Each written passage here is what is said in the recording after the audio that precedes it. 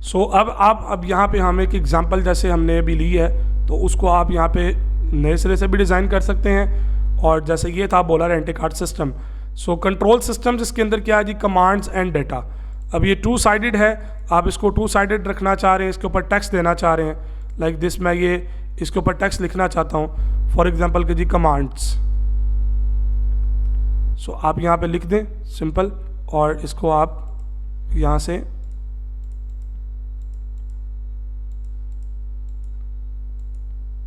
ये डाटा उसका रिमूव कर दें यहाँ से। आप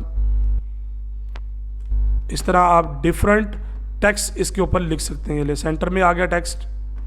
अब इस टेक्स्ट को आपने थोड़ा अगर चेंज करना है, प्लस माइनस करना है, तो वो भी इसके साथ आप बड़े आराम से कर सकते हैं। ठीक है जी।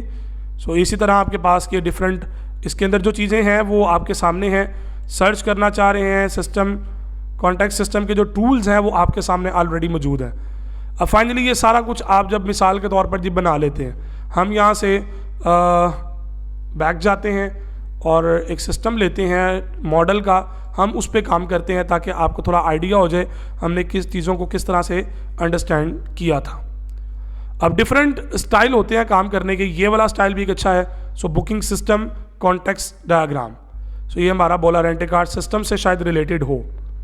सो बुकिंग सिस्टम है। सो इसको खोलते हैं, इसके सिस्टम को देखते हैं इसके अंदर क्या चीज़ें हैं।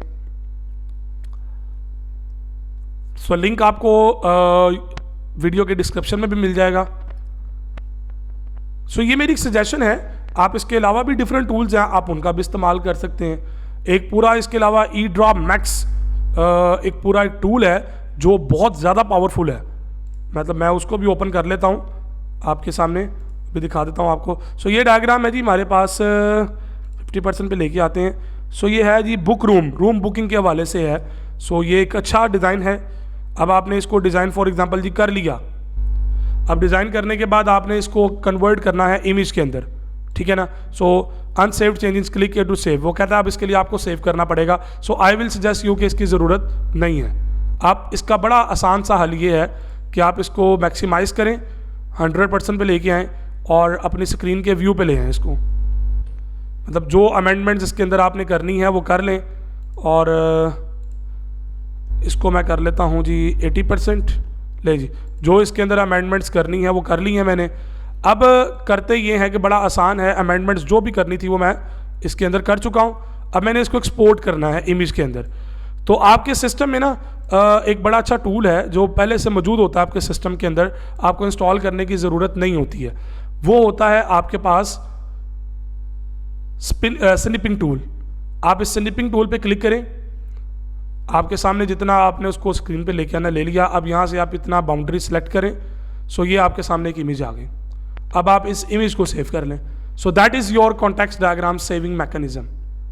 सो आप इसको सेव करने के लिए यहाँ से आप सेव कर लें या Ctrl+S की कमांड लिख दें। तो स्निपिंग टूल विंडोज़ 7 से ऑनवर्ड तमाम ऑपरेटिंग सिस्टम के अंदर ये डिफ़ॉल्ट सेटिंग में मौजूद होता है। सो दूसरी जो मैंने वेबसाइट आपको बताई है वो है ई ड्रॉप मैक्स। सो मैंने यहाँ पे लॉगिन ऑलरेडी किया हुआ है।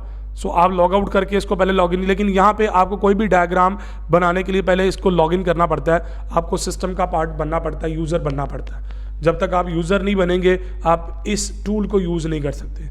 सो कार्ड्स बनाने हैं। सो कार्ड्स के मैकेनिज्म हैं, न्यू ईयर कार्ड बनाना है, वैलेंटाइन डे कार्ड बनाना है, चिल्ड्रन डे है, ईस्टर है, और भी हेलोवाइंस है, बिजनेस कार्ड बनाना है। ओके, सो बिजनेस कार्ड पे क्लिक कर लें, वो उसका डेमो आपके सामने लेगा। तो इट्स अ वास्ट वेबसाइट। सो ये एक पूरा फुल फ्लेज सोल्यूशन है, मतलब जिसके अंदर बहुत सारी चीज़ें हैं जो कि अंडर कंसिडरेशन हो सकती हैं।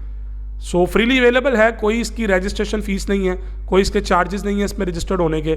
सो ई ड्रॉप मैक्स एक अच्छा टूल है, आप इसको यूटिलाइज कर सकते हैं।